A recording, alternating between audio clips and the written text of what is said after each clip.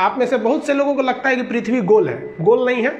कुछ लोग को लगता है चपटी है, चपटी भी नहीं। कुछ कहते हैं संतरा की तरह है, तो कुछ कहते हैं नारियल, छुहाड़ा, मौसमी, ये सब कुछ नहीं है। समझिए पृथ्वी है कैसे।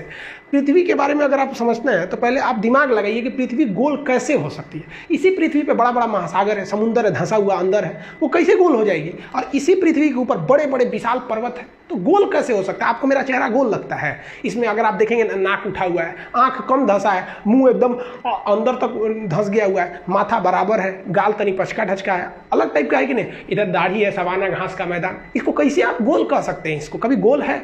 अगर आप पृथ्वी को गोल या फिर नारंगी संतरा कहते हैं, इसका मतलब आपके अंदर सोचने विचारने की क्षमता उतनी नहीं है। समझिए आखिर पृथ्वी है कैसे। इसको समझने के लिए आपको 20 करोड़ साल पहले जाना पड़ेगा।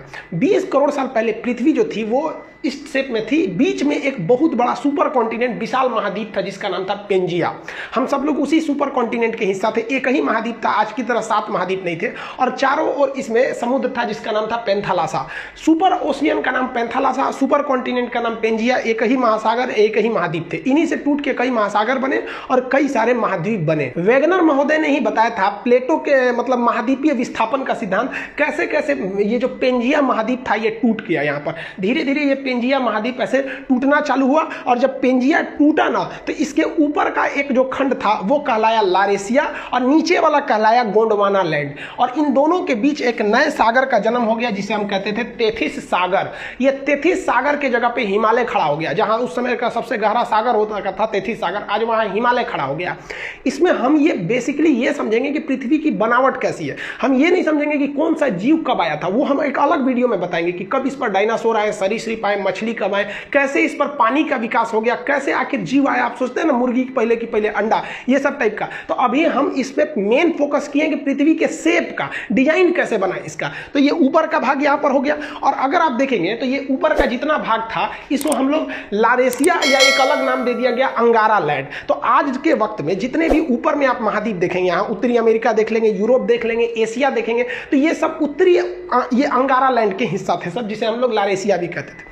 और नीचे वाले जितने द्वीप हैं सब ये यहाँ पे आप देख रहे हैं, अफ्रीका, अंटार्कटिका, ऑस्ट्रेलिया। और उस वक्त तक भारत भी यही था। ये हिंदुस्तान दिख रहा है आपको, ये वाला है हिंदुस्तान। यहाँ पर भारत यहाँ से उठ के गया था, यहाँ पर ये तो इंडोनेशिया दिख रहा है, यहाँ से इस तरह से यहाँ से भारत गया था। तो नीचे वाले एरिया को हम लोग कहते हैं गोंडवाना लैंड। इसको हम लोग जम्बू द्वीप भी कहते हैं। वर्तमान में भले भारत उत्तरी भाग में है, लेकिन जब ये ओरिजिन किया था आज से लगभग वो 15 करोड़ साल पहले, तो उस वक्त 15 करोड़ साल, देखिए इसकी तो शुरुआत टूटने फूटने की हो गई थी 20 करोड़ साल पहले, लेकिन यह प्रक्रिया बहुत धीमी होती है। एक साल में केवल 5 सेंटीमीटर घसकता है। तो सोचिए ना, हजारों किलोमीटर घसक गया तो कितना करोड़ साल लगेगा। तो ये धीरे धीरे भारत आया था। तो भारत शुरुआत में गोंडवाना लैंड या जम्बू द्वीप का हिस्सा था। कई करोड़ साल बाद धीरे धीरे महाद्वीपों अपने अस्तित्व में आना चालू हो गए सब। अगर आप ध्यान से देखेंगे तो यहाँ पर दक्षिणी अमेरिका बनने लगा है, ये उत्तरी अमेरिका लगभग बन गया, ये यूरोप और एशिया एक ही में थे। और यहाँ अफ्रीका में सटा हुआ था, यहाँ पर मेडागास्कर टूट गया, और इससे टूट गया यहाँ से हिंदुस्तान। ये इंडिया जो है, ये इंडिया अब इधर की ओर जाने लगा। जबकि ऊपर में जो चाइना है, रूस वाला भाग है, उसके नीचे अगर देखेंगे तो तेथिस सागर है ये, और ये भारत है। इन दोनों के बीच में आज भले हिमालय है, लेकिन एक समय था जब तेथिस सागर था। और उसके बाद यहाँ से भारत जाना चालू किया। आज से लगभग 7 करोड़ साल, 10 करोड़ साल, ऐसे धीरे धीरे कई करोड़ साल लगा। और उसको जाते जाते यहाँ से धीरे धीरे यहाँ से यहाँ घसका, फिर यहाँ घसका, तेथिस सागर खत्म करके यहाँ घसक गया यहाँ पर, और जाके अभी ये भारत यहाँ पर दिख रहा है। तो ये कभी जम्बू द्वीप और अफ्रीका के पास वहाँ का एरिया का हिस्सा था। और ये जब घसका ना, तो आगे वहाँ पर बैठा था पहले से यूरेशिया का प्लेट, जो चाइना तिब्बत का एरिया था, वहाँ पर ये जाके उससे टकरा गया। और टकराने के बाद भी रुका नहीं, उसे ढकेल ढकेल के ऊपर उठाने लगा। ढकेल ढकेल के जब ऊपर उठाया तो ये एरिया उठ गया, और ये विशाल एरिया हाइट पर ऐसे उठ गया। यहाँ पर इसके ऊपर चाइना और तिब्बत का ये एरिया हो गया। ये धीरे धीरे ऊपर जाकर उठ गया। आप अगर यहाँ देखेंगे तो ये इंडियन प्लेट है, ये ढकेल दिया है और खुद नीचे घुस गया है। और ये ढकेलने से यहाँ पे आप देखेंगे तो कई सारे पहाड़ियों का निर्माण हो जाता है। तो इससे इंडियन प्लेट जब उसको ढकेला तो वहाँ एक विशाल पर्वत का निर्माण हो गया।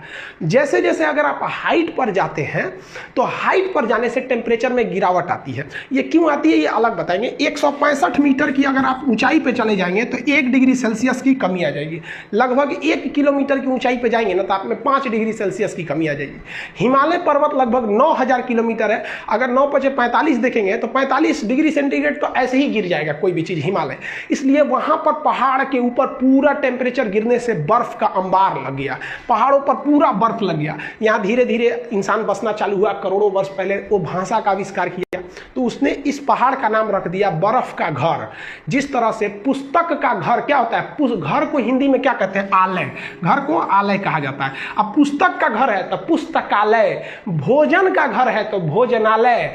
उसी तरह ये बर्फ को हम लोग हिंदी में कहते हैं हिम का घर हो गया तो हो गया हिमालय। तो यहाँ हिमालय का निर्माण हो गया, हिमालय पर्वत का निर्माण यहाँ से हो गया। यहाँ पर ये हो गया पर्वत हिमालय, उस और तिब्बत हो गया। तो ये तो उबड़ खाबड़ आकृति आप देख रहे हैं। अब पृथ्वी सच में कैसे दिखती है वो अगर देखना है तो देखिए ये है आपकी पृथ्वी, ये ओरिजिनल पृथ्वी है। इसको कंप्यूटराइज करके मतलब शेप लिया गया है यहाँ पर। अब आप बताइए ये इसको कौन कहेगा कि ये गोल है या फिर पृथ्वी चपटी है। पहले के जमाने में लोग कहते थे पृथ्वी चपटी है, इसलिए वो दूर तक का सफर नहीं करते थे कि कहीं अचानक से गिर जाएंगे तब क्या होगा।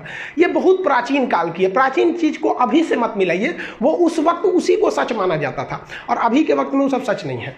तो ये जो चीज है ये पृथ्वी है, ये गोल है नहीं है। तो भूगोलवेताओं ने इसके लिए एक अलग शेप बनाया, एक अलग डिजाइन, उसको क्या नाम दिया गया। तो देखिए इस तरह से जो पृथ्वी है इसमें अगर आप देखेंगे तो ये वाला एरिया जो है उठा हुआ है और यहां वाला एरिया धंसा हुआ है। तो इसमें दो चीजें दिखेंगी आपको, एक उठा हुआ ये एरिया दिखेगा और एक धंसा हुआ ये एरिया दिखेगा।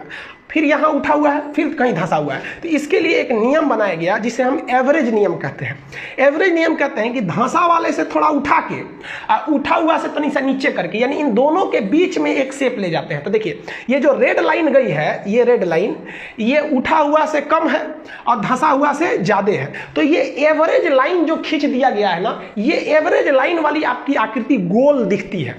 इसी डॉटेड एवरेज लाइन को यहाँ आप देखेंगे, यहाँ उल्टा रंग दिए हैं। यहाँ पर अगर रेड कलर का देख रहे हैं तो ये ओरिजिनल शेप है पृथ्वी का, और ये डॉटेड लाइन काला से जो खींचे हैं ये क्या है, एक आपका काल्पनिक शेप है। तो उसी जो डॉटेड लाइन है जो एवरेज आकृति को गोल कर देता है, उस शेप को हम कहते हैं जियोड। तो पृथ्वी का जो शेप है वो होता है आपका जियोड। अब आप ये मत कहिएगा कि पृथ्वी का शेप जो होता है गोल गोल होता है, ये जियोड होता है। यानी इसका एवरेज और ये यहाँ 20 से ले लेंगे तो गोल दिखने लगता है, तो आकृति हो गई जियोड। इस जियोड के ऊपर कहां कौन पर्वत है, कहां क्या चीज है, इस पढ़ने की क्रिया को, जियोड के ऊपरी पढ़ाई को हम लोग जियोग्राफी या भूगोल कहते हैं। आप मैच कीजिए यहां से ज्योग्राफी और जियोड से।